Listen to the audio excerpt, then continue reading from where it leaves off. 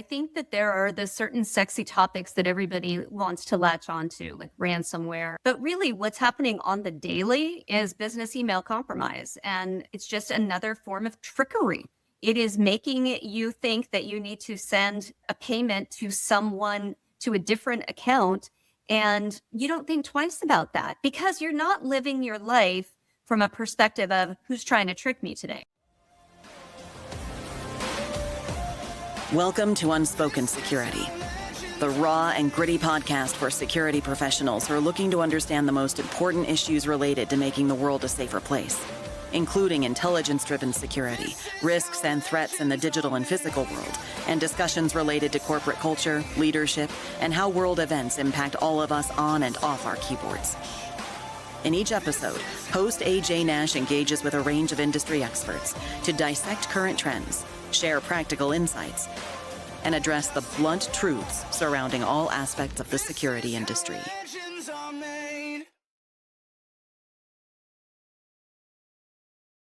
Hello, and welcome to another episode of Unspoken Security.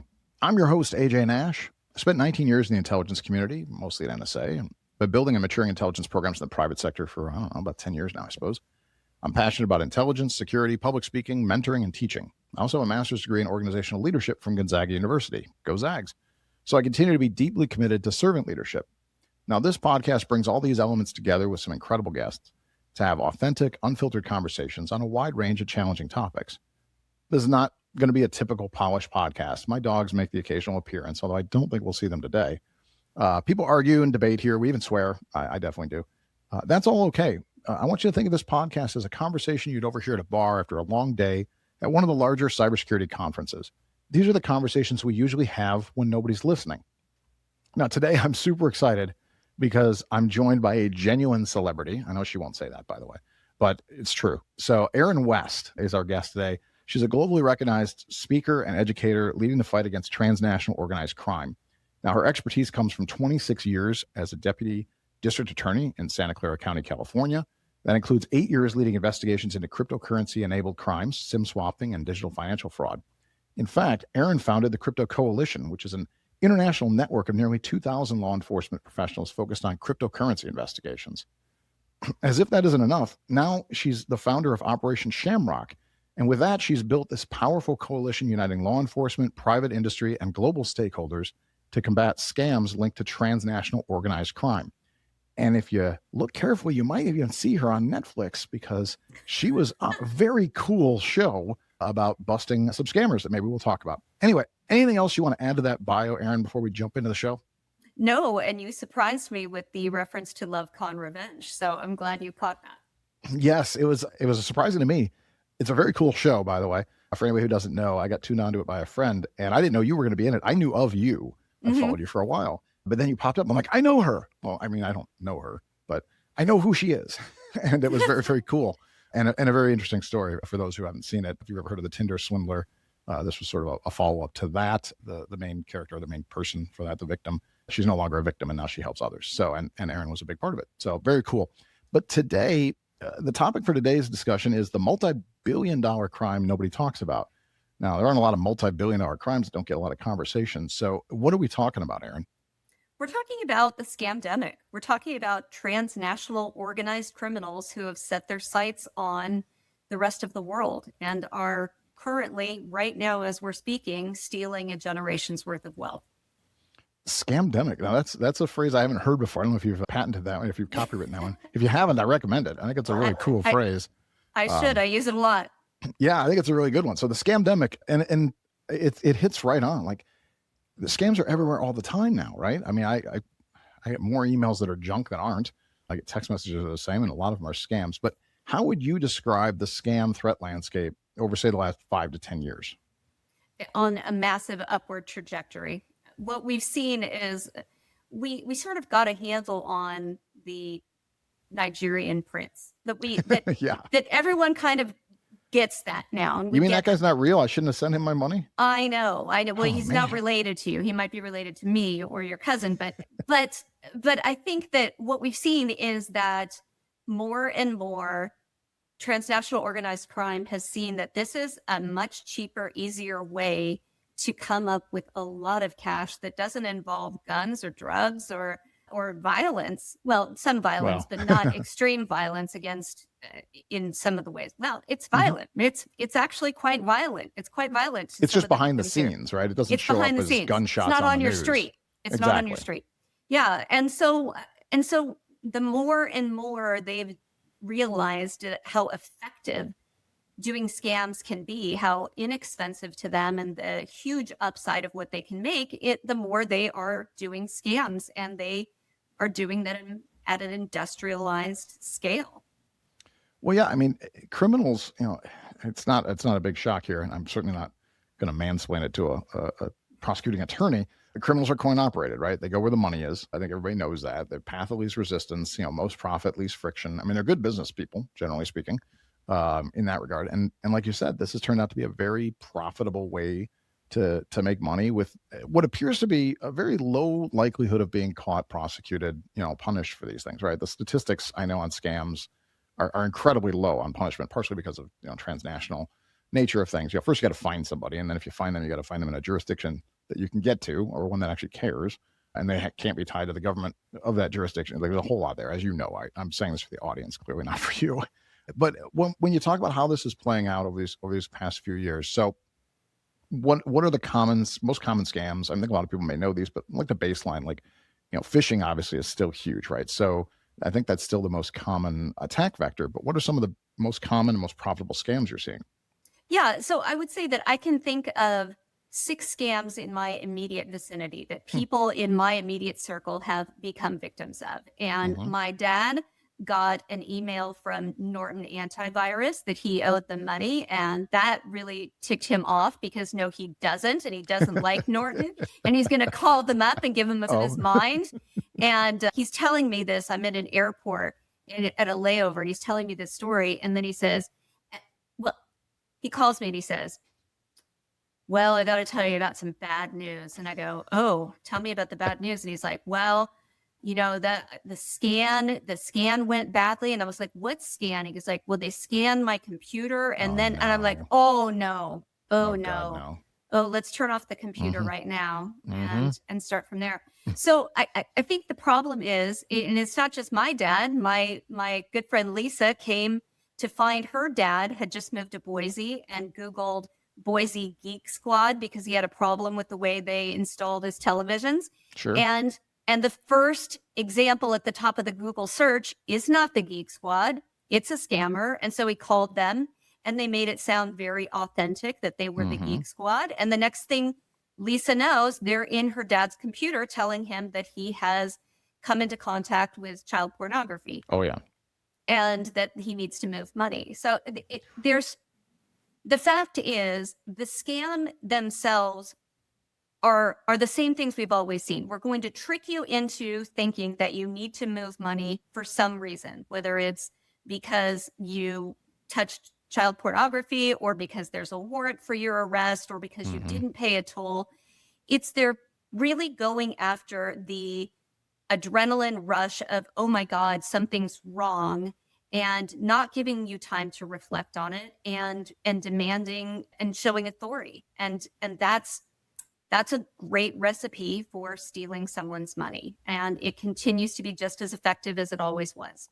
Well, yeah. I mean, you point out, some of the specifics, right? So the border one, for instance, I'm surprised at just how many packages at the border apparently are addressed to me that are narcotics, because I get that call often, a few times a year at least. Yeah. It's fun now because when you know it's a scam, of course, the more you don't Right. care, the more angry they get, trying to scare you, right? That one or the other fake IRS calls, that using law enforcement or government authority to scare people is pretty effective for a lot of people, right? And then you Completely. mentioned, in the two instances you mentioned, your father and a friend of yours father, the targets, right? Older people or Mhm. less tax savvy people Yes. still tend to be great targets.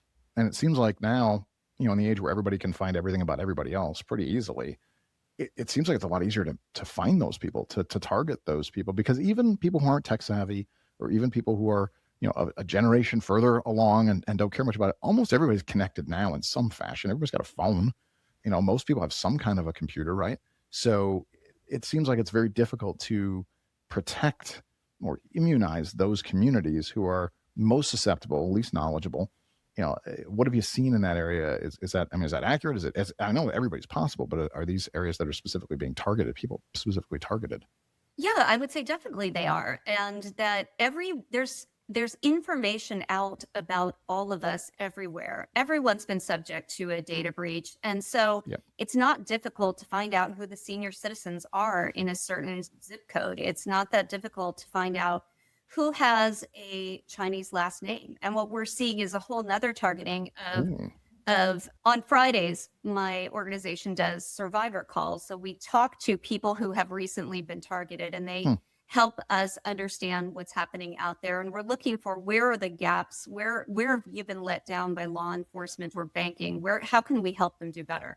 Hmm. And the one that we've gotten 5 times out of the last 6 calls are, I am an immigrant to the United States, and I've been called by my own embassy telling me that there's something back at home that I need to address, and I need to come to the embassy to do this work.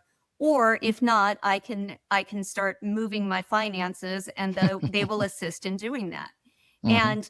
And unfortunately, the thing about the scammers is they know exactly which buttons to push. And if you are an immigrant in the United States right now, whether You're nervous. you are nervous, Yeah, there's no way you are around it. uncomfortable. And Mhm. so when somebody's asserting authority and you don't have time to think about whether that makes sense, it causes your blood pressure to spike and for you to respond in a way that doesn't allow you time to carefully consider whether it is a true threat.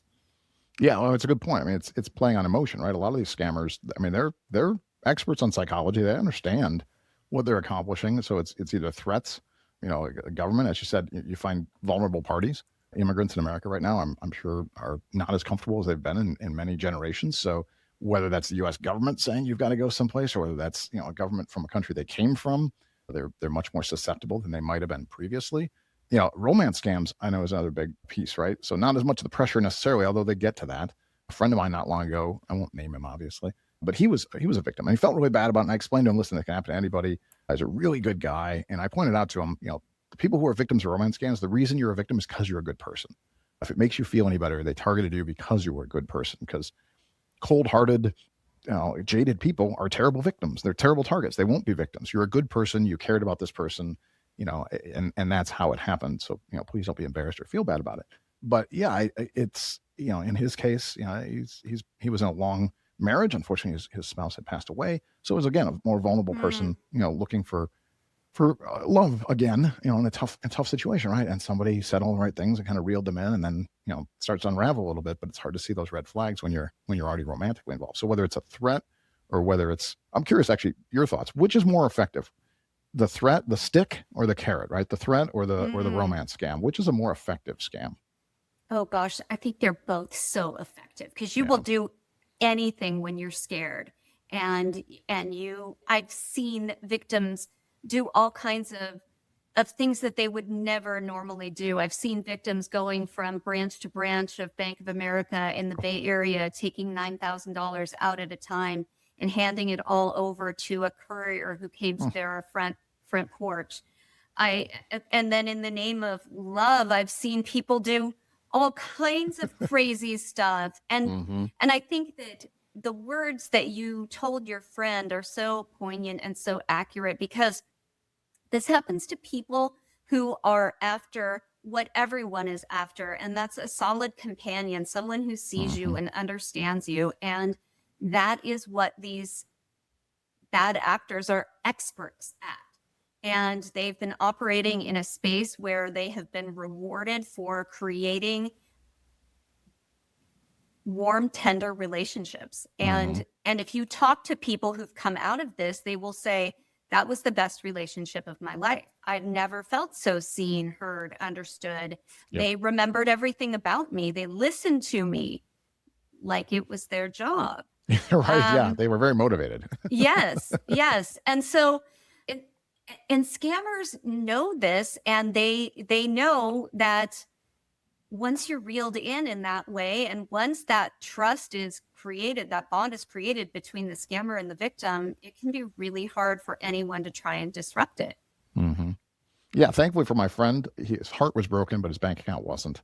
Oh, Yeah. I think he just in time, right? It hmm was hard emotionally, but just in time was like, hey, I know this is what you do.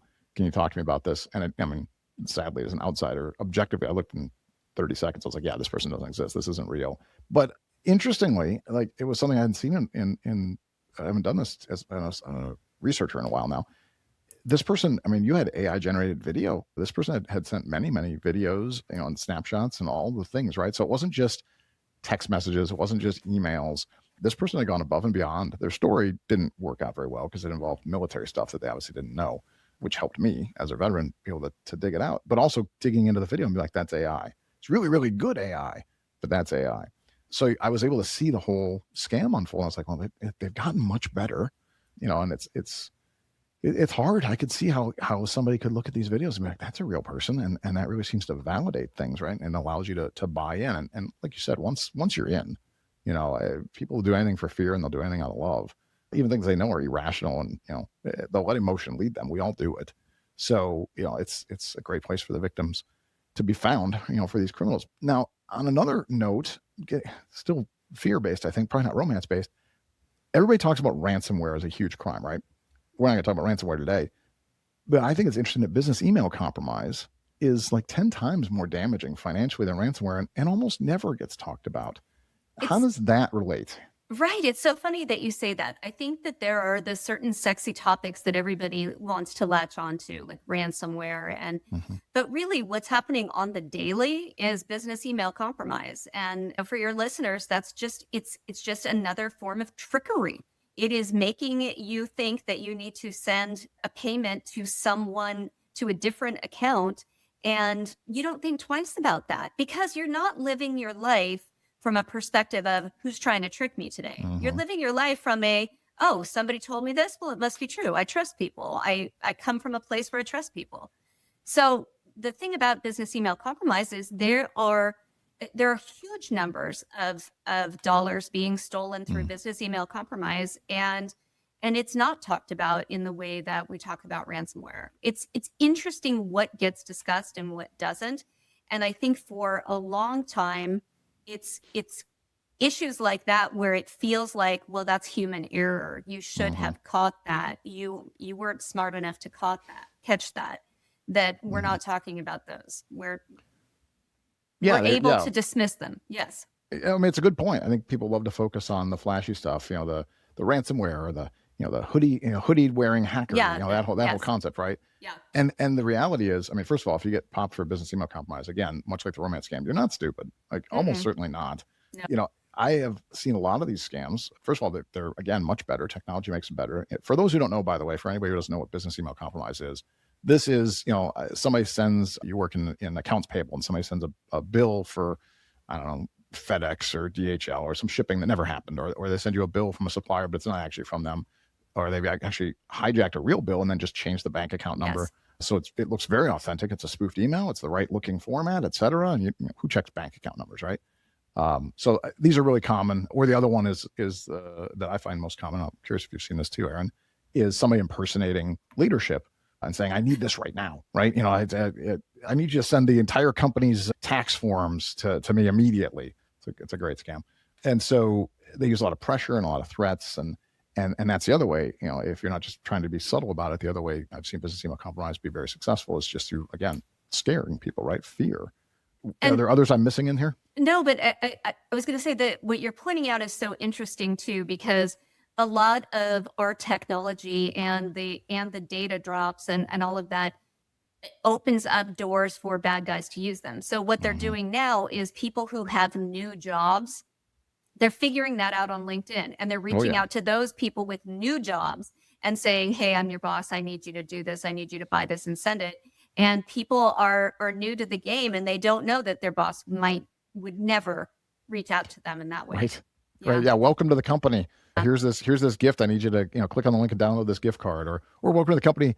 I need you to go buy me gift cards, which is Exactly. which is Exactly. the most bizarre one I could think of. If a CEO on your first day in the company reaches out to ask you to buy gift cards, it's a good chance it's a scam. It is, but like if you are my 22-year-old son, is that Sure. obvious to you? I don't Nope. know. And that's the problem. So I'm just back from Las Vegas, And I spent some time there with one of my colleagues. He works for Las Vegas Metro PD, and he was telling me about his Mark Evans, and he was telling me about some of the trickery that is responsible for millions of dollars of theft in Las Vegas, where they are convincing people who work inside the cage that payments need to be made on behalf of the casino.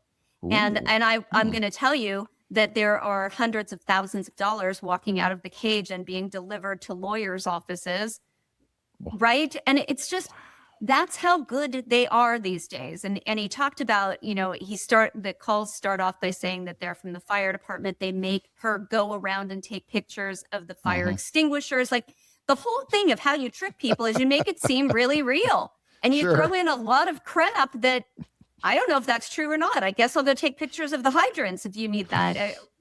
And a lot of the tedious stuff throws them off, right? It is. It's the tedious stuff that throws them off. And it's the same things that happen to our parents when they are saying that they're with the Geek Squad, and they're from the hacking department, and they're, write down my code number. My code number is CX25. I want to transfer you to my colleague. He'll have, it's just all of the additional nonsense that makes you miss the big picture that, oh my God, the fire department's not going to call the casino cage and ask for payments to be made. Right. Yeah, well, that's a good point. It's the camouflage, right? You get so messed up in the minutia of it, and you're like, oh God, this seems like a terrible job for them, and it's so administrative, and you don't realize, no, it's all fake. Yeah, I'm going to transfer you to my boss.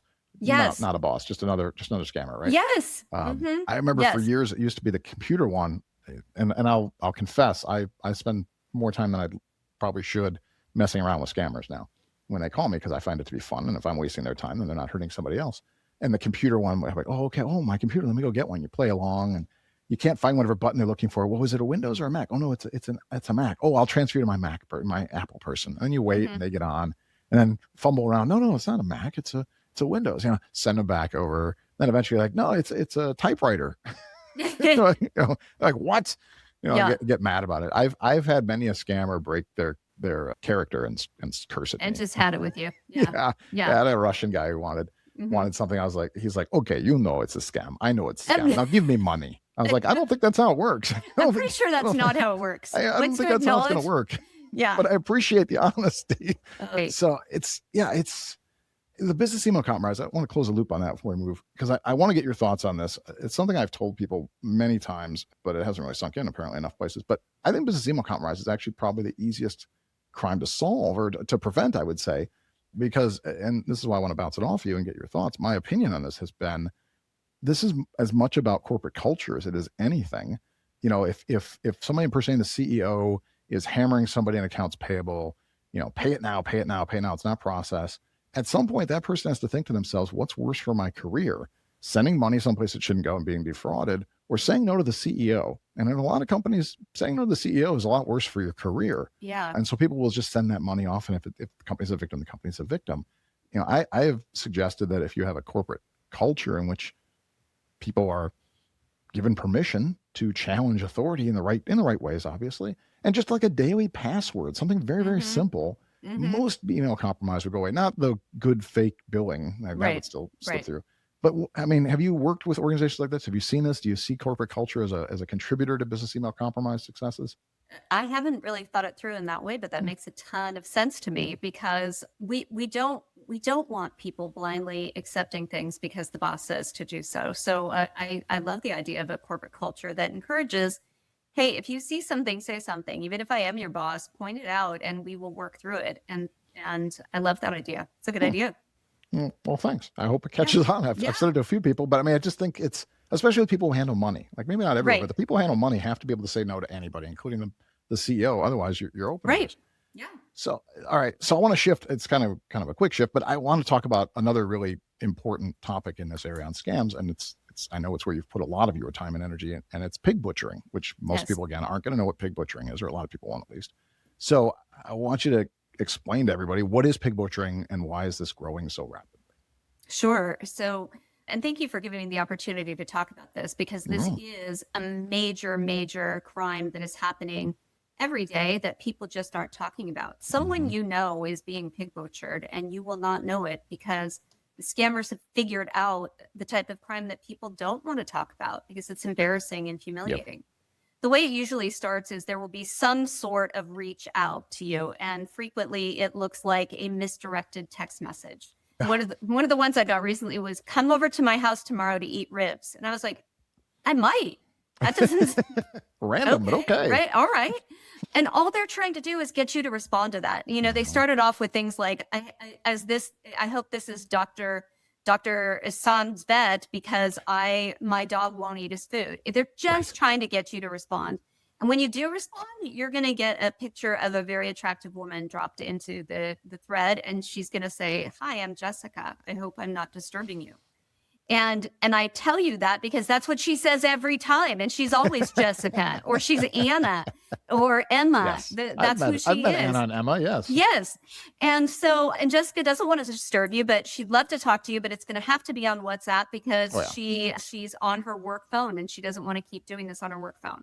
Mm-hmm. And so what is happening is, you know, people listening to this podcast might think, I'm not going to respond to that. Or if I do, I know it's fake. But I'll tell you what, we've got a loneliness crisis, a world loneliness crisis, and people are responding to that because Jessica's pretty cute. And I say Jessica, but it could just as easily be Ethan because women are also victimized by this crime. And what's going to happen is over the next 4 months, Jessica is going to become the relationship that you always wish you had. And you might even be married. This is happening to married people as well. Which is another clever way the scammers are doing this. But what Jessica will do is she will pay attention to everything about you, and she will greet you in the morning with a good morning, my sweet, and tuck you in with the same kind of thing.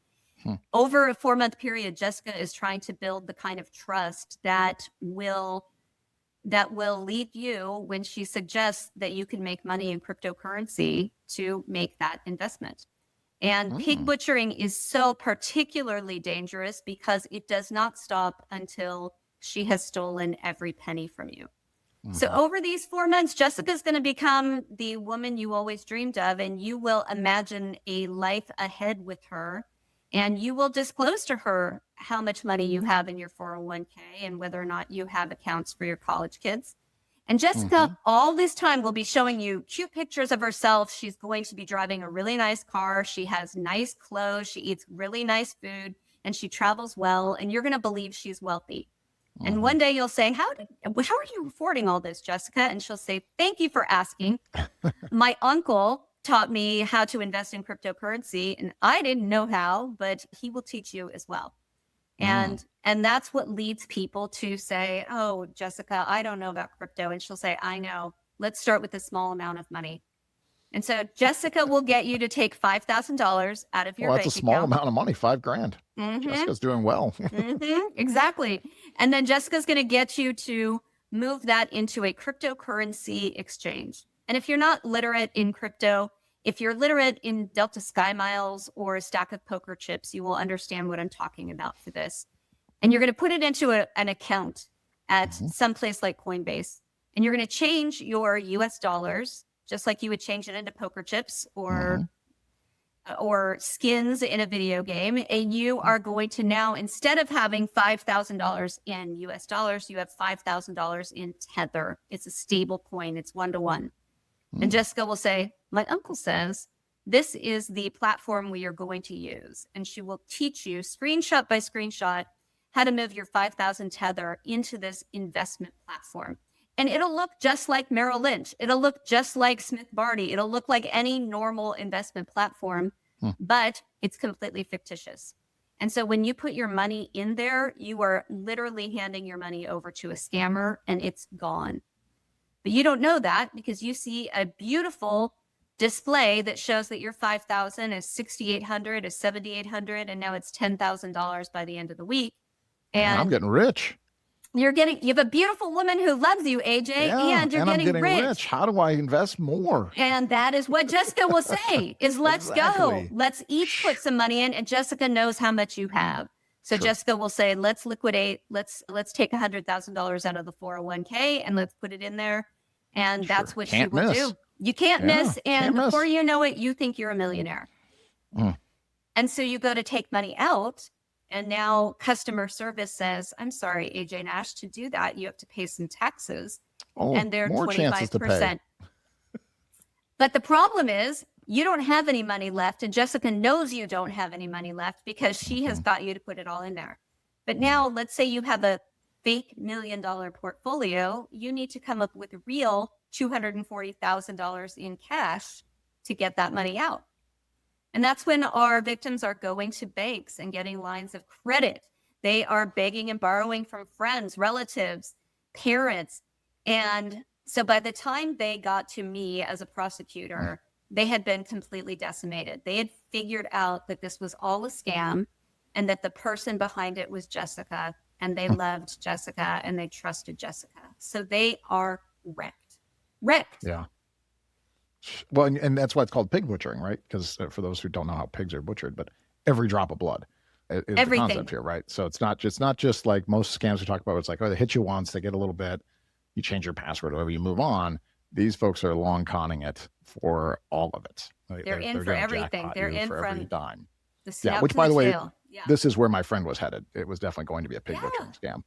So I give him credit. Yeah, I know he felt bad about it, but actually he reached out at the right time. He didn't get sucked in further. Sure did. Yeah. And he definitely was headed down that path. But it's interesting you mentioned men and women are both victims of this, because I assume, I guess I shouldn't assume, I should just ask. While that might be true, or that is true, are men more likely to be the victim of this? Is this a target? It targets men more than women? Because, the sucker for a pretty woman is a cliche for guys. I would think so. But what I will say is we don't know because people don't report. And because when they report, it's embarrassing and humiliating. And I've talked to so many people who will say, this happened to my dad, this happened to my cousin, but no way are they going to report this happen. So the fact is, we don't know. What the statistics look like is they look about equal. But are women more willing to report this? I don't know. Oh, well, that is interesting. I don't know either. As a guy, I can see how guys would hide it, but I don't know if we would do it more likely or less likely than women. Feels like you would be more likely, but I don't know. Yeah, I know. As a species, we seem like we're more likely to eat it than to tell somebody we've made a mistake. But it's definitely hard to say.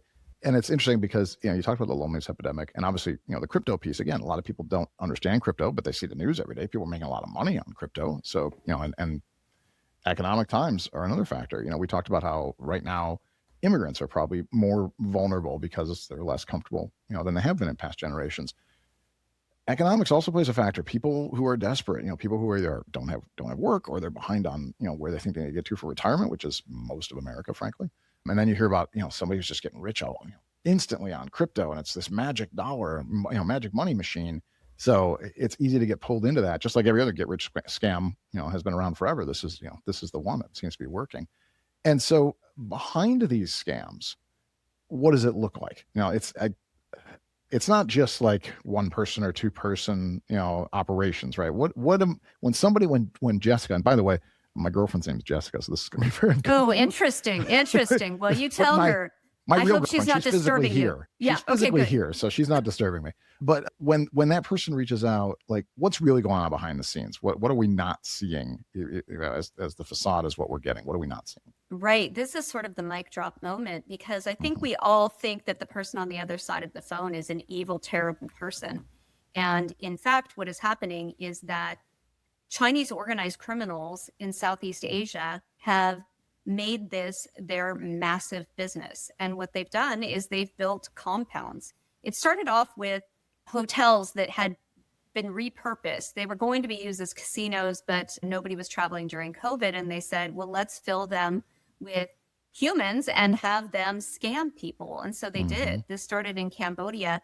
And to do that, they trafficked people in. They led people to believe that they were leaving from China, where there's a massive unemployment rate, and leading them to believe they could make a nice amount of money in this live-work environment for a limited amount of time. And so people came. And when they arrived in Bangkok, their passports were taken and their mobile phones were taken, and they were bussed into a massive compound with a gated entry with men with AK-47s at the gate. and we're told, well, you're a scammer now and you are expected to scam 16 hours a day. And that is who is on the other side of your phone. And we talked a little bit about carrot and stick, but what I'll tell you is that to get human beings to do this work, it's one of the two of those. And for the most part, it is stick. This is a violent enterprise. I tripped over myself in the beginning of this call saying it wasn't violent, but in fact, it is as violent as it comes inside these scam facilities. And I'm not talking about small places. I'm talking about places that will house tens of thousands of people. I'm talking about scam cities in Myanmar and Cambodia, Philippines, Laos. And so what it's done is industrialize this methodology of stealing our money.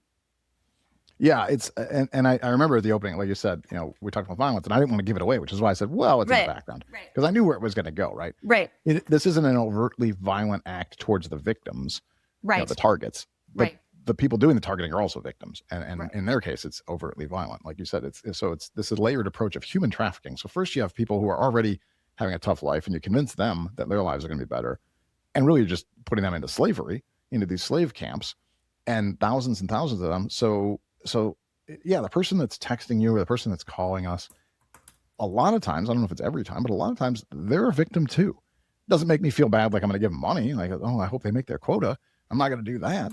But it is a tragic situation. And I've seen some of the reporting. I've even seen some of yours. I know you went and visited, I want to say it was in Myanmar, right? Where you? I have been to Myanmar. Yes, I've been inside a number of compounds. In fact, I just am back 2 weeks ago from Cambodia, where I was inside abandoned compounds and found them to be exactly as the trafficked victims had described them, and quite honestly, scary as hell.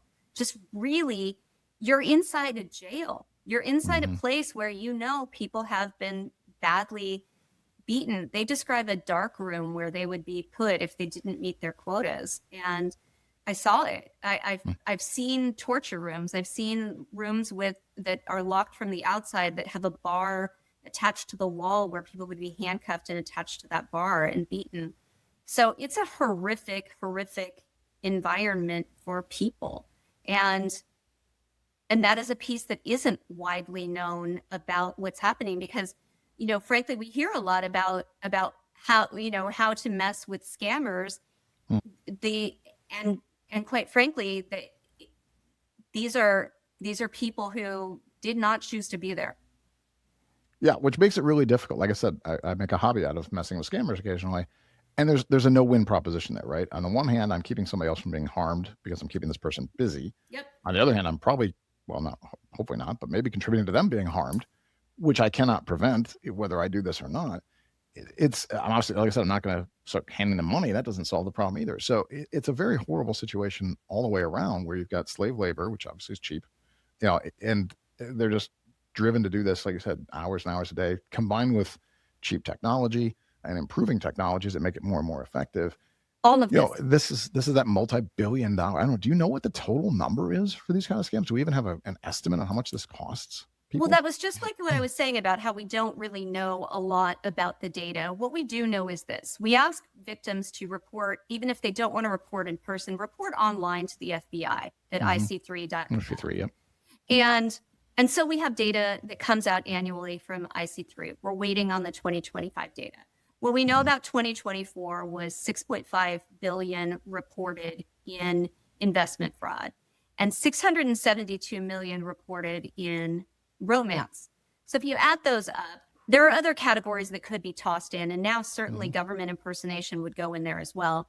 But if you add those up, that you're over $7 million. Billion. It's $7 billion. Yeah. $7 billion with a B. Yeah, with a B. And so if you add that up and you think, okay, AARP will tell you 1 in 10 people report, but let's be conservative and say 1 in 7. 7 times over 7 billion is 49 billion. It's 50 billion a year. United States alone, 2024 alone. And we know that it's on the rise. So we're talking about globally hundreds of billions of dollars into the hands of organized criminals. And when we think about where these criminals are located, what they're doing with that money, it's a very scary prospect. And so it's a national security issue to be losing a generation's worth of wealth into the hands of these threat actors. Exactly. And so, Myanmar, not a member of the international community, essentially. Other countries, you mentioned, China, at least that's where people are being taken from. Who are the countries that are most likely behind this? Obviously Myanmar is one of them. Is North Korea. North Korea certainly has, a lot of interesting ways to try to create funding. China, what other countries, Cambodia, you mentioned, what other countries are behind this or are allowing this to happen? Are they turning a blind eye? Are they actually connected and involved with this? Right. So when we think of the two big hubs at the moment of where this is happening, it's Cambodia and Myanmar. And we know how much money is involved in this. So to be able to set up a facility in a country like this, you know that you're paying up to the highest levels of government. And we know that. We know that there is embedded corruption happening in countries that allow this to remain on their land. And so what we do know about Cambodia, and especially the United States recently indicted a kingpin, and this is that he was well connected to the existing government. With Myanmar, what we know is it's a war-torn society being ruled by armed militias. And it's a situation where so long as you are paying up for where you want to be, you can stay there. And so there's all kinds of money going into militias, into governments that we may not agree with. Yeah, it's terrifying. How do you said you were just at a facility in Cambodia, and like I said, I know you've been to one in Myanmar at least once. How are you getting into these places? Who are you able to work with to safely, or I assume it's safe, I guess, to safely go to these places? So the two places that I've been inside these compounds, one is the Philippines and one is Cambodia. And in the Philippines is taking an aggressive stance and is raiding some of these facilities and then leaving them open for journalists and law enforcement to come look and see, this is what it looks like. Here, we're going to leave all the scripts on the tables. Come see how they do this work.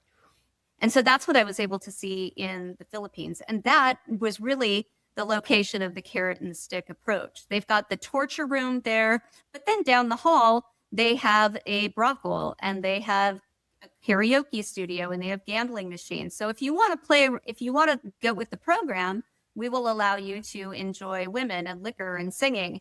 But if not, we'll see you at the other end of the hall where we will torture you. So that was the Philippines. And in Cambodia recently, over the past few months, there has been what the Cambodian government is calling a crackdown.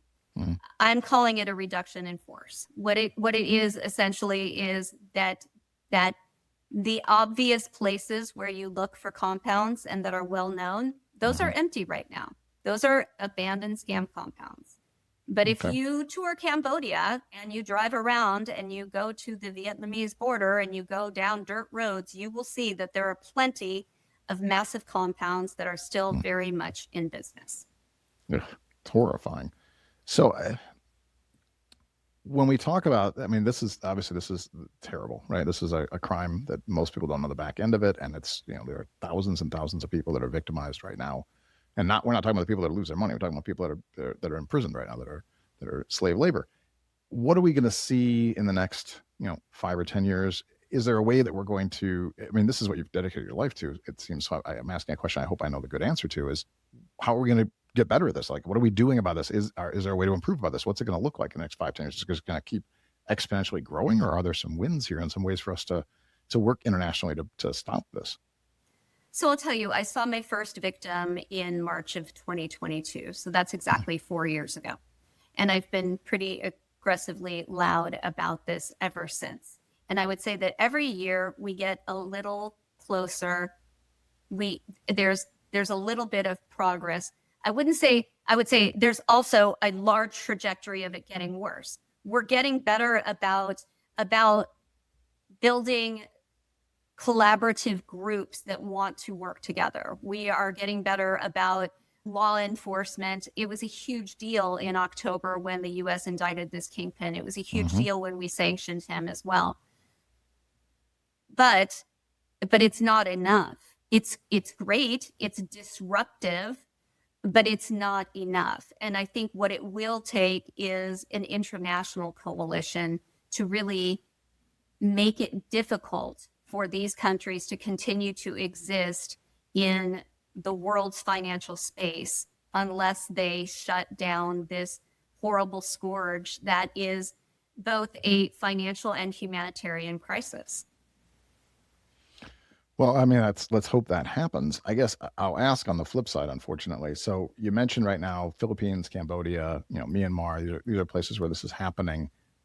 What do we think about the possibilities of this spreading? I mean, there are plenty of countries in Latin America, plenty of countries in Africa where it seems like this would be a potential business model, as horrible as that sounds. Are we seeing that happen? Should we worry about that happening, that's being exported to other countries?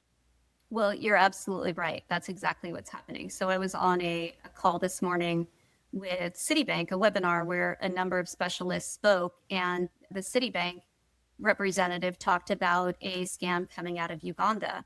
And I have to say, I'm not at all surprised about that. I went to Uganda to try and understand more about the human trafficking pipeline into these, but if you could start running the scams in Uganda, you avoid having to move people across the world to do it. These scams can flourish anywhere where the government can be bought and can be influenced with large sums of money. And the fact is, this is more money than we've ever seen from anything. This dwarfs the drug trade. This is a massive amount of money. So it's not surprising to hear that it's moving to Africa. We know that it's already moved to Palau, to Sri Lanka, and we're watching it in South America as well. There is a massive global footprint that continues to grow, and so we need to be very cognizant of the growing nature of this. We're way behind. Well, yeah, clearly. I mean, I years ago, for a brief period of time in my career, I did some work countering human trafficking. I was at the agency, I was at NSA, but I worked with FBI and some others, specific cases, right? But it was nothing like this, right? It was human trafficking at that time, I mean, at least the part I knew about it, it was generally speaking, women being trafficked, unfortunately. And some of it was people, coyotes taking people over the border in the US. But mostly what I worked against was human trafficking of young women. And it wasn't so they could make phone calls. So it's interesting now because the numbers you're talking about, it makes me wonder if this isn't the number one human trafficking problem in the country or in the world. And it may not be, by the way, for anybody who's out there who knows statistics. I'm hypothesizing, but it sounds like there's some significant numbers to this. Yeah, it's hard to imagine what could be bigger when we know that the last UN estimate in 2023 was 120,000 in forced criminality in Cambodia and about the same in Myanmar. So we're talking about 250,000 people that are in forced criminality. Just two countries too. And those two countries. And what we know that's happening now is with this crackdown that is happening, that there are major consequences to moving people around the other side of the globe who do not have the means to get themselves home. And that puts them so they're closing down compounds, but there's no strategy in place for how we're going to get these people back to Africa or back to Bangladesh. And so as a result, they're walking around the streets fearing getting arrested for overstaying visas. And so that makes them prime targets to just be thrown back into a compound because that's easier than living on the streets.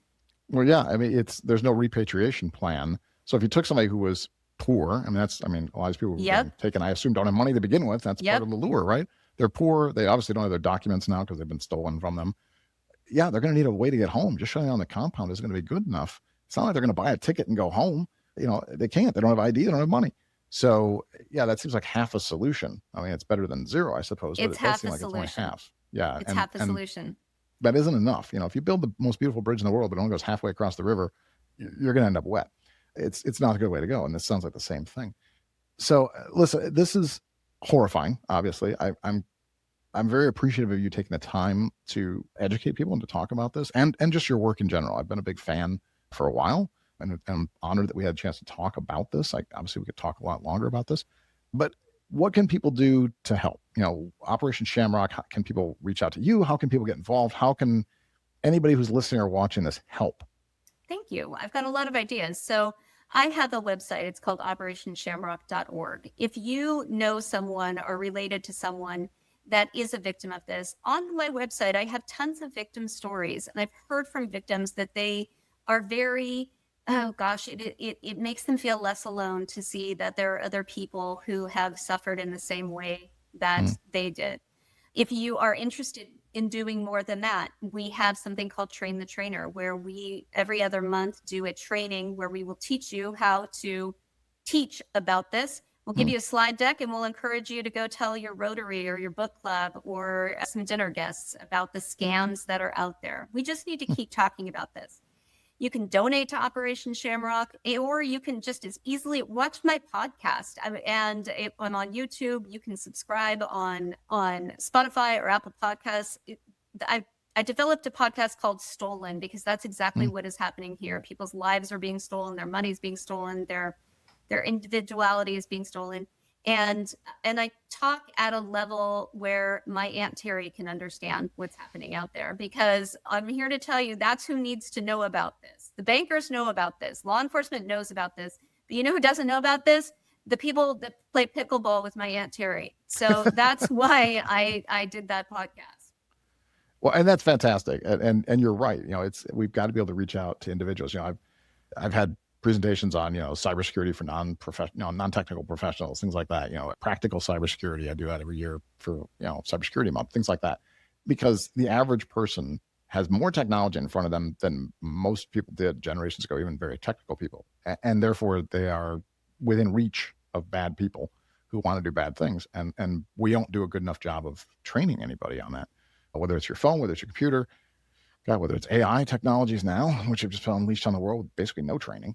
So it's important to have organizations like yours and people like you, and going to be me because I'm going to volunteer to get out and try to help with these things, because we've got to stop both sides. Obviously, I can't go fix the big macro problem you talked about. I can't help governments punish each other and kick them out of the financial systems. I'd like to do that, but at least we can try to starve the other end of it as much as possible and see what that does to help put pressure on some of these groups. I mean, criminals, again, they're coin operated.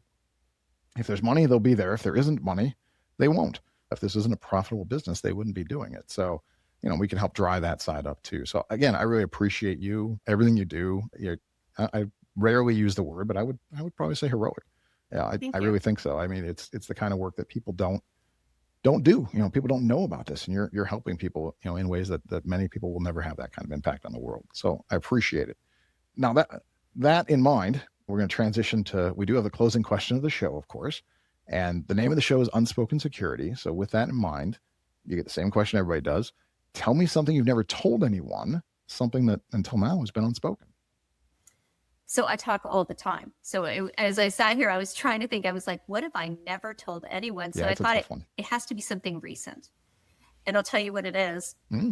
I got Girl Scout cookies at the grocery store yesterday and had not enough time to have lunch today. So I had Girl Scout cookie lunch, and it was delicious. Absolutely. What's your Girl Scout cookie of choice? Well, I do love a Thin Mint. You cannot go wrong with Thin Mints. Yeah, absolutely. But you cannot beat a frozen tag-along chocolate peanut butter. And I had more than I should have had for lunch today. That's what's unspoken. I've got a little bit of a tummy ache from the Girl Scout cookie lunch. Well, we all do that. I mean, it's for a good cause. That's why I tell everybody. Kids. It's not that I want the cookies. No. It's for a good cause. I feel obligated to help them. And yes, if I eat, Thin Mints by the sleeve, I don't want to hear about it. Like fine. That is a serving size, is one sleeve of Thin Mints or one box of Samoas. So that's a serving size. Well, and honestly, those sleeves have gotten smaller. They have. Yeah. Well, I've gotten bigger, so they seem to be doing their job. So it works out. It works out. Yeah, seems to work out just fine. But it's, I applaud you. That's a good lunch, in my opinion. Not every day, perhaps, but no. Everybody who knows me knows I'm a sweet tooth, and I'm a sucker for that. Now, I've been known to eat cookies for breakfast, or lunch, or all 3 meals of the day. So, but it's interesting to hear, and the kind of work you do. A little sweet is also nice. You need a treat. I'm sure it's hard to do the work you do, and see and hear the stories, and keep your head up and keep trying to do good things. So, again, I appreciate it. I'm going to wrap it up. Is there any last things you want to say? We already talked a little bit about plugging Operation Shamrock, of course. Was there anything I missed? Anything you want to add before we close out the show? Yes. Go tell two friends. Tell two friends about this. Tell two friends how bad this is. And if you take Ubers, tell your Uber driver. I always tell my Uber driver. Well, that's a good idea. Sort of a viral approach to spreading the word. I mean, I think it's a great idea. This is the kind of thing that everybody needs to know. We're all potentially impacted by it. So I love that. For what it's worth, anybody listening or watching, also tell two friends to subscribe to the podcast. Sure. I'd appreciate if everybody did that too. But let's start with Operation Shamrock. It's a hell of a lot more important than the podcast, frankly. My podcast, at least. Hers is important. All right. Well, listen, this has been a fantastic conversation, very enlightening and interesting, sad, but important. So I'm going to go ahead and wrap up the show at this point. Again, thank you very much, Erin West, for being here. I appreciate you taking the time, and I appreciate the work you do. For everybody listening or watching, thank you for taking the time as well. I know there's a lot of other things you could do with your day. If you like the show, please, feel free to subscribe, leave comments. If you don't like the show, shut up. I don't want to hear about it. No, I'm just kidding. I say that every time, but please tell me. The show is about guests and about the audience. It's not about me. So always trying to make things better. And please do tell people if you like it. We do want to continue to grow this show so we can have amazing people like Erin come on and tell us, things that we don't know and the things that we need to know about the world so we can all be a little bit safer. So with that, I'm going to go ahead and close it out today. Thank you again, everybody. This has been another episode of Unspoken Security. That's a wrap for this episode of Unspoken Security. If you enjoyed this episode, follow us wherever you listen to your favorite podcasts. See you next time.